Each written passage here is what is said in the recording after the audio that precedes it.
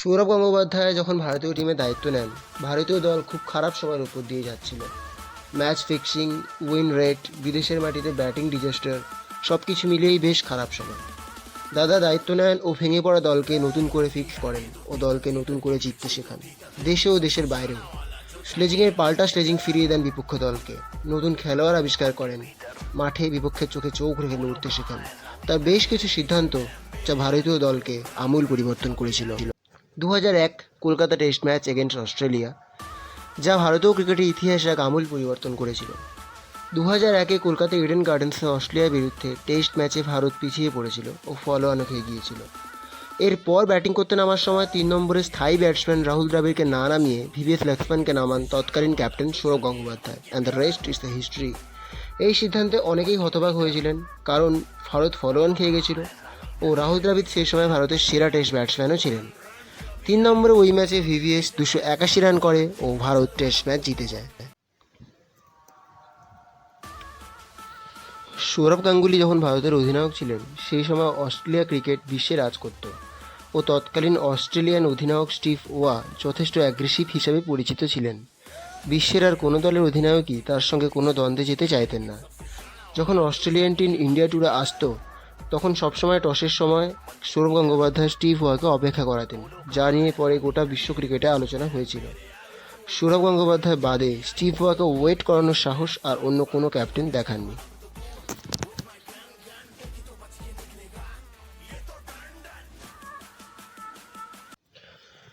2004 India যখন Australia ট্যুরে যাচ্ছিল, তখন গাঙ্গুলি সিলেক্টার্সদের কাছে ভারতীয় টিমে অনিল কুম্বলেকে দাবি করেন, কিন্তু সিলেক্টার্সরা সাফ জানিয়ে দেন যে তারা টিমের জন্য অলরেডি মুরলী কার্তিককে বেছে নিয়েছেন। কিন্তু দাদা নিজের জিদে অটল থাকেন ও টিমে কুম্বলেকেই দাবি করতে থাকেন। সিলেক্টার্সরা তখন সৌরভ গঙ্গোপাধ্যায়কে এটাই বলেন যে তারা দাদাকে কুম্বলে দিচ্ছেন, কিন্তু একটাই শর্তে, যে যদি কুম্বলে অসফল হন তাহলে নেক্সট সিরিজে তারা দলের জন্য অন্য ক্যাপ্টেন বেছে নেবেন। কিন্তু সেরকম কিছুই হয়নি। ওই সিরিজে কুম্বলে হায়েস্ট উইকেট টেকার হন। ইন্ডিয়া যখন ইংল্যান্ড ট্যুরে গেছিল, তখন হেডিংলিতে একটা টেস্ট ম্যাচ ছিল, যা গ্রিন টপ উইকেটের জন্য বিখ্যাত। এখানে কোনো টিমই ইংল্যান্ডের পেসারদের সামনে প্রথমে ব্যাটিং করতে চাইতো না, কিন্তু দাদা টসে জিতে প্রথমে ব্যাটিং নেন, যাতে সবাই হতবাক হয়ে যায়।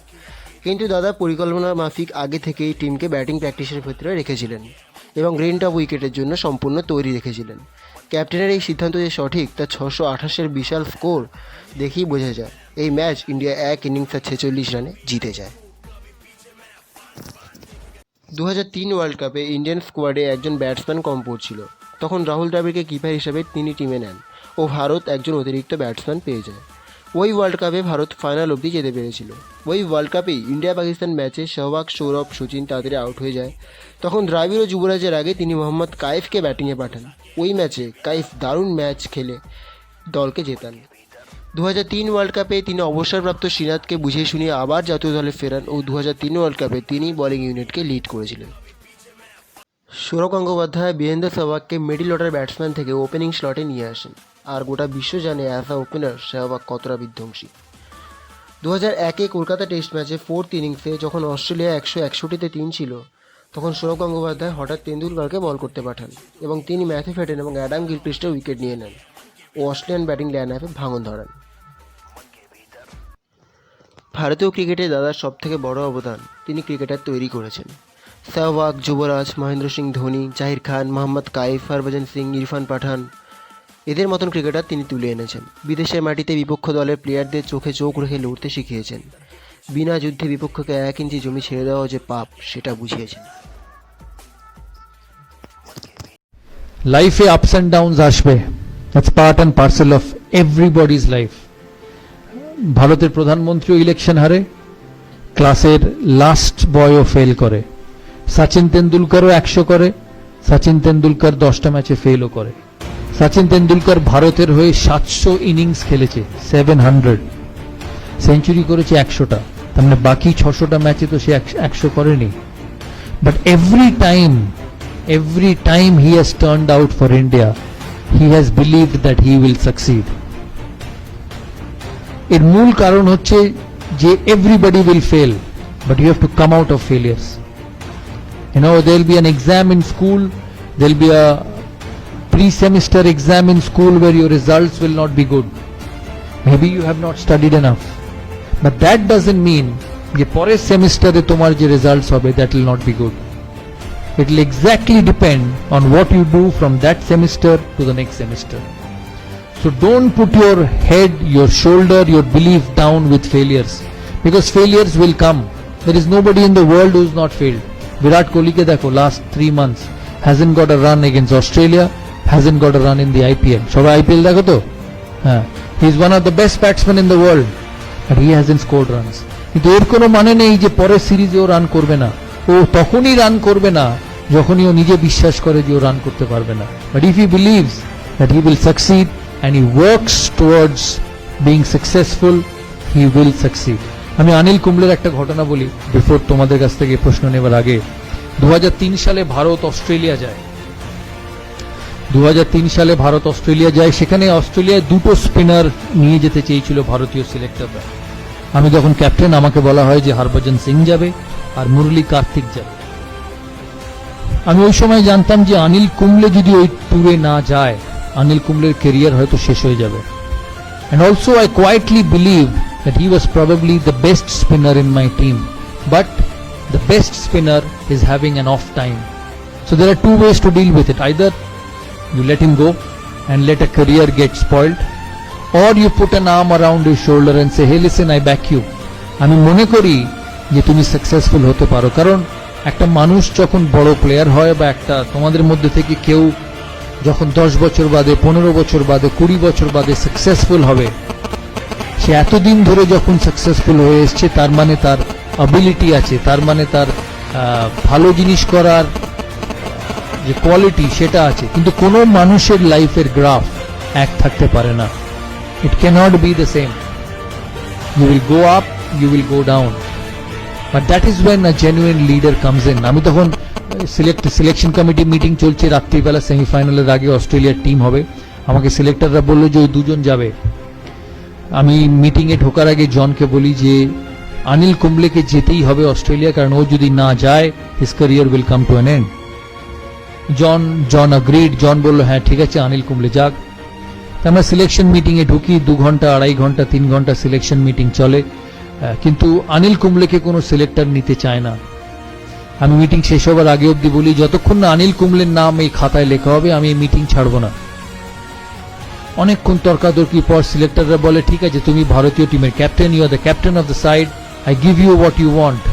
কিন্তু ভারত যদি ভালো পারফরমেন্স না করে অনিল কুম্বলের আগে তোমার চাকরি যাবে। টিম সিলেক্ট হয়, অনিল কুম্বলে অস্ট্রেলিয়া যায়। অনিল কুম্বলে 5th টেস্ট সিডনিতে লাস্টে, যেটা স্টিভ ওয়াল লাস্ট টেস্ট, তোমরা সবাই দেখেছো হয়তো, স্টিভ ওয়াল লাস্ট টেস্ট, ভারতকে 7 উইকেট নিতে হবে টেস্ট ম্যাচটা, সিরিজটা জেতার জন্য। আমার সকালে অনিল কুম্বলের সঙ্গে দেখা সিডনি মাঠের ড্রেসিং রুমে। আমি অনিলকে গিয়ে জিজ্ঞেস করি যে Anil, this is one of the biggest days in Indian cricket, কারণ ভারত অস্ট্রেলিয়ায় গিয়ে অস্ট্রেলিয়াকে কোনোদিন হারাতে পারেনি, and we have a chance of beating them. তখন আমি বললাম what should I do, 90 over সারাদিনের খেলা, আমাকে 7টা উইকেট নিতে হবে, এরপরে সিরিজ শেষ, how do I go about. আমাকে একটা কথা বললো যে তুমি you worry about the 45 overs from the other end and I will look after the 45 overs from this end, because he is such a champion. Anil Kumble আমরা ওই সিরিজে এত ভালো খেলি, আমার এখনো মনে আছে অস্ট্রেলিয়াতে যখন 5th টেস্টের পরে সিডনি, এরা মিডিয়া রুম এত বড় ছিল, আমি মিডিয়া রুমে ঢুকি, মিডিয়া কনফারেন্সে আমি হঠাৎ ঢুকে দেখি শুধু হাততালি। আমি অবাক হয়ে যাই ফার্স্টে যে কেন এত হাততালি দিচ্ছে, কি কারণ। অস্ট্রেলিয়ার এক মিডিয়া আমাকে বলে যে we are extremely proud of the Indian team, যে লাস্ট 15 বছরে অস্ট্রেলিয়ান ক্রিকেট এত শক্ত ছিল যে কেউ কম্পিট করেনি। You are one of the only side who not only competed but you beat us at home. আর এটা পসিবল ছিল because of Anil Kumble. He finished as the highest wicket taker of the season, and ওই বছর Anil Kumble 75টা wicket পেয়েছিল, যেটা ও ক্যারিয়ারে কোনোদিন পায়নি। এই কথার মানে হচ্ছে যে even a champion, even the best will go down, even the best will have tough times, but if you want to be a leader, if you want to be someone who actually turns around people, you have to put an arm around him and say, hey listen, I support you. আমি বিশ্বাস করি যে তুমি আমার টিমকে এগিয়ে নিয়ে যেতে পারবে, and it works like magic. তাই এই কথাগুলো বললাম, তোমরা মাথায় রেখো। তোমাদের কি প্রশ্ন আছে আমাকে জিজ্ঞেস করো। লজ্জা পাবে না, কেন আমি তো বারবার সেরকম কথা বলতে পারবো না, তাই this is one time opportunity for all of you. জানি অনেকক্ষণ বলে ফেললাম, প্রায় 50 মিনিট হয়ে গেল। তোমরা বলো, তোমরা কি জানতে চাও? বাট বিফোর আই ফিনিশ আমি একটা কথা বলতে চাই যে আমি এর আগে কোনোদিন কোনো ইনস্টিটিউটের অ্যাম্বাসেডর হইনি। This is the first time. আমি প্রায় 100টা ব্র্যান্ড এন্ডোর্স করেছি, কোক থেকে, এই কোক, পেপসি, যা বলবে সব। দাদার ছবি হয়তো তোমরা সারা কলকাতার কোনো না কোনো হোর্ডিং এ দেখেছো। But one of the main reason of me being a part of this institute is to see your career grow.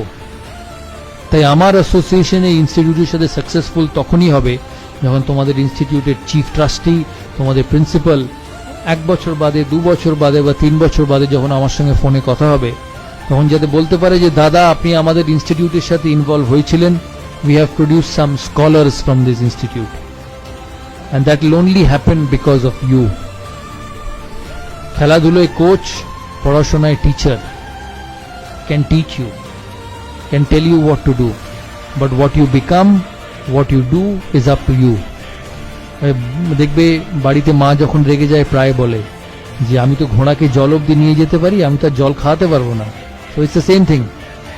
টিচাররা পড়াবে, কোচ তোমাকে বলবে কি ঠিক করতে হবে, কিন্তু ভালো কি খারাপ, brilliance will only be obtained by you.